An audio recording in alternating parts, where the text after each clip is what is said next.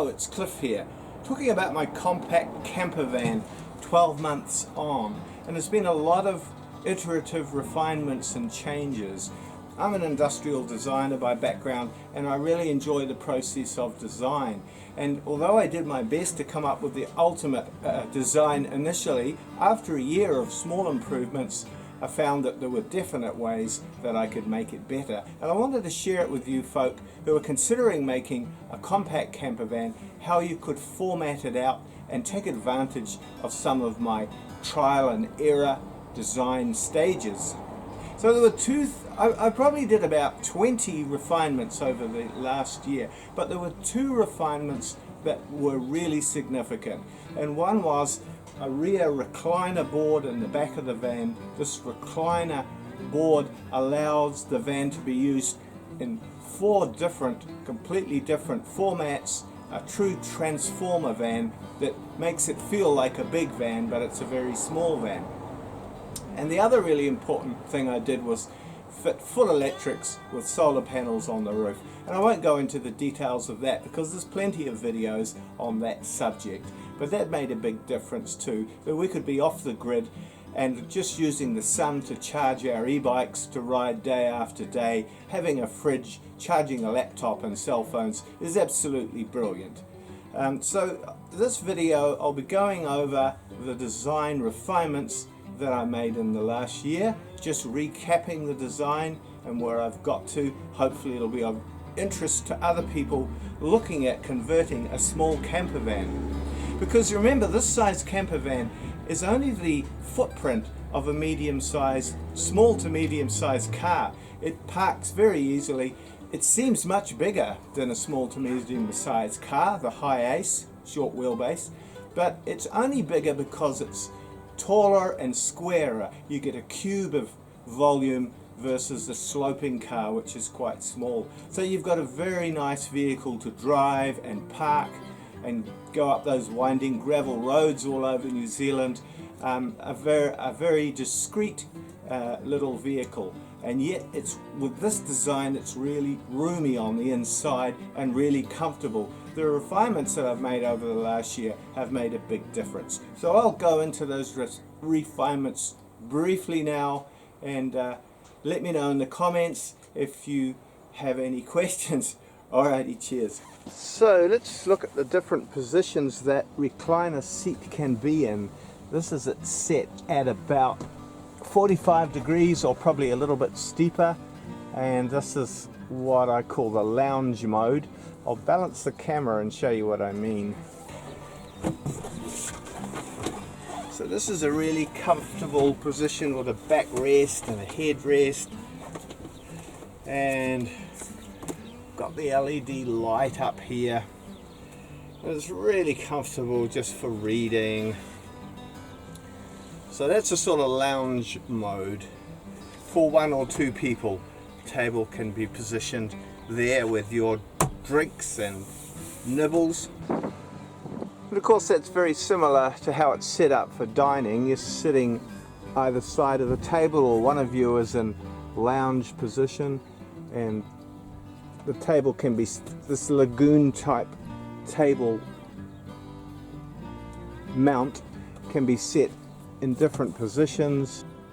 That's really flexible, that type of table. You can swing it round to all different positions. That's a lagoon mounting system, and there must be an endless number of positions and seating positions. So with the recliner seat set into what I'd call lounge mode, that's it set at about 45 degrees or maybe a little steeper. It's really good for reading. You know, you've got one position there, one there. You can swing the table round to any one of an infinite number of different positions because it's off center in both directions. Thank you, Janice. You can go back to reading now. So this is what we call lounge position. Just a really comfortable daytime position. So that's with the recliner board set back at an even shallower angle, which is great for really leisurely viewing our little video setup. Hopefully I'll be able to show you that as well. And so the side squabs now become part of the bed as well. So I take a laptop away with me to use for my business, and at night time we can play movies on it. I've got you know, on a USB key, a 16 megabyte USB key, you can store about 100 hours of videos, so it's really great. So I've just got a real basic little bracket mounted here. Seems to work well enough, so I haven't bothered improving it. And you just clip the laptop up onto there, like that. I'll just show it to you from the other angle. So with it clipped on that bracket at that height, it's really good height because you can lay underneath it and watch your favourite videos. Still plenty of room to get past it and yet have the full size of the bed available. So it's really making maximum use of a small space. Of all the changes I've made in the last year, there's one very simple one that is the most important, and it's just this simple plywood hinging board. It allows the van to be transformed into 4 different modes in a matter of seconds.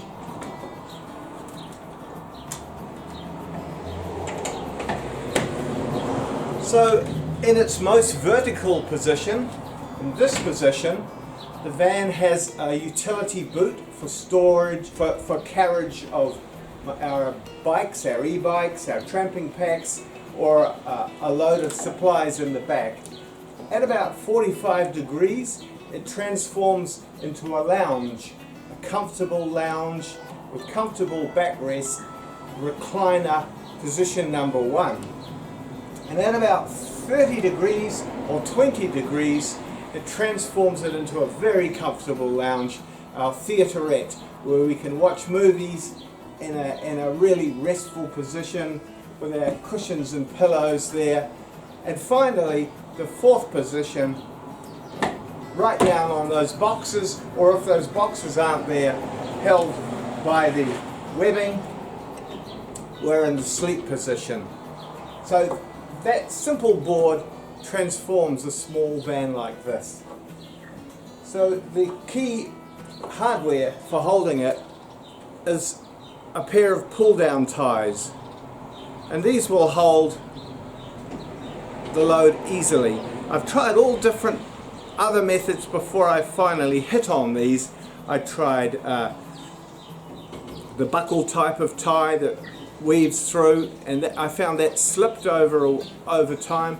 Then I went to a chain, and that was noisy and started scratching the inside of the van, and tried different things. Finally it dawned on me that this is the way to go, and so I bought a spare set. They're only about $6 for 2 pull down ties from Bunnings here in New Zealand. This is the key part to transforming the van into a very versatile vehicle, a compact van that can be used for in many different modes, and it can be done in a matter of seconds. So the pull down ties are key to this arrangement. They're connected to the cabinet on one side. It can also be disconnected. I made up a little metal clip there for it, a bracket there for it, and so you just pull on them and the little cam teeth bite in and easily hold the load. And when you want to release it, you just push that button and guide it out. So in a matter of seconds you can make that adjustment and transform the van. And this side, let's have a look. You can hold it in with a large PK screw. I eventually put a riv nut in there just for added security. The same arrangement on that side.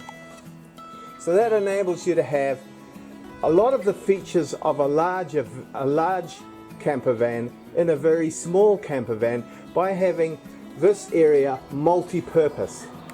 In addition to the rear recliner board, a rear little bridge board was also a big improvement. So that cushion is removed, and there's a simple little piece of plywood there bridging the two bench seats, and it's keyed in with these little inserts so that when it's dropped into place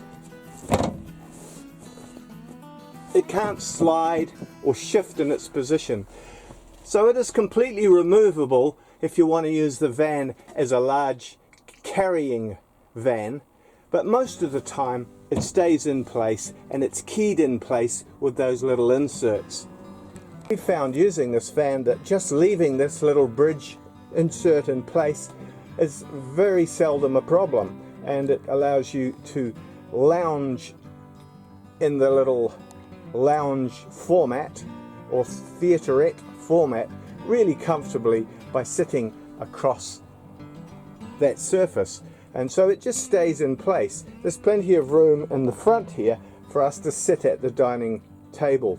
So this is an optimum layout for two people traveling together, and I'm sure it would be perfect for one person as well. So this is looking the other way in lounge mode. You can see there's plenty of room there in the kitchen area.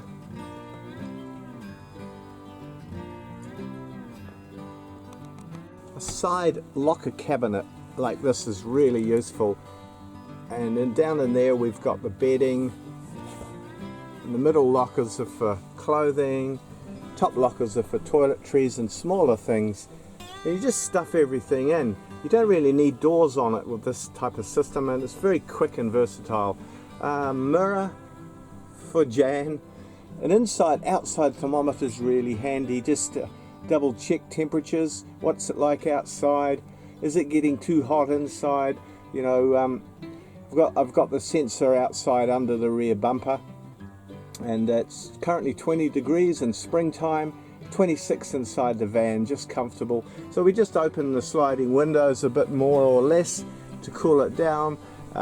In midsummer in the North Island we might need to open the sliding door or the rear door if it's very hot, just to let a breeze blow through and keep that temperature down below 30 degrees centigrade.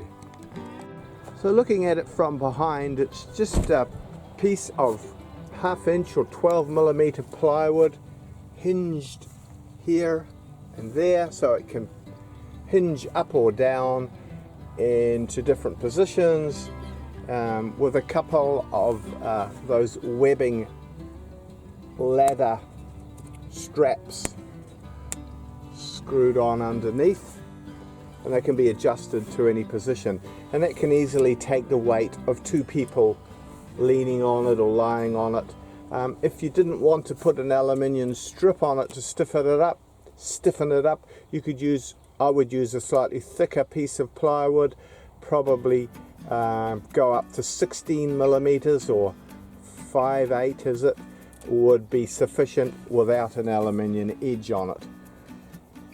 So that's the underneath side, so it just reclines back into different positions. That's the lounge position, further back for a really lazy lying back position, and then finally right down on these boxes. I've got it raised slightly because it's just nicer to sleep with the bed slightly higher, and it makes it less critical that you find level ground. It sits on those boxes for the horizontal sleeping position. So far we've been minimalists with our cooker, just a little $25 Bunnings or Mitre 10 Gasmate butane stove with a little gauze toaster on top for toasting your Vogel's bread.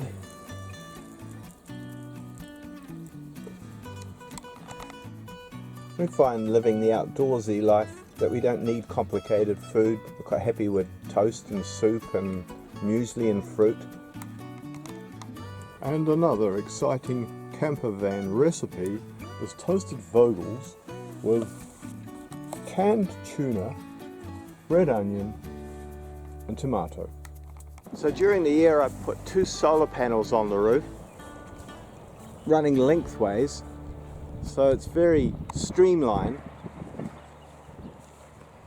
I won't go into the technical construction because there's plenty of YouTube videos on that subject, but it's just very streamlined.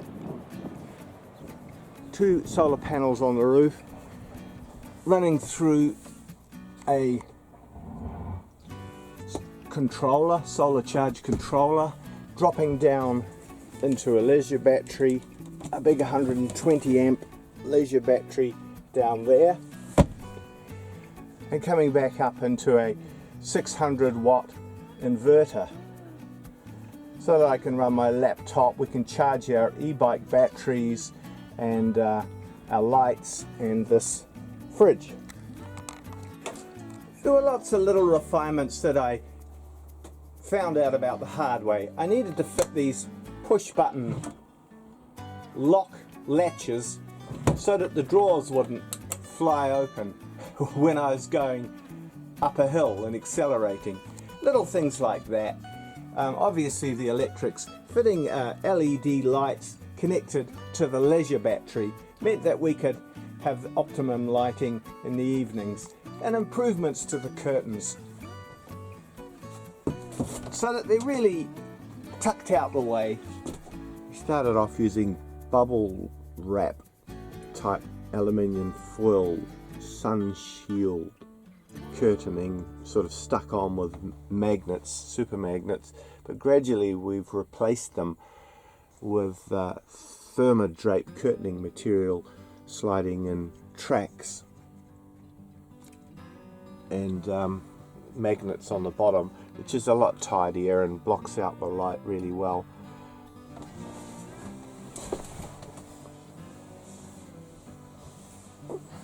And a couple of roller blinds at this point, but you know, they could equally be the same design running in tracks. Other minor improvements, such as a box to put the toilet in that's sealed, is a really good idea, because we had an accident early on with this van. We pushed the capacity a little bit much and we had an overflow situation, and that's really worth avoiding. So now if it ever happens, it will be contained within that box. But we don't use the toilet for more than 3 nights in a row now, having found out that's a safe limit for us. Also fitted a little intruder alarm there and put the remote key inside the door. If you swing the door right open, you can push the little beeper and arm the alarm. Just little improvements like that. Extra storage here. All these little things make it a lot more comfortable. We've been away about 12 times in the last year. That's an average of once a month for 1 to 2 weeks, and we've really loved the lifestyle and the versatility of this van, and I just wanted to share some of the things that I've learned with you guys. So thanks for watching. Bye for now.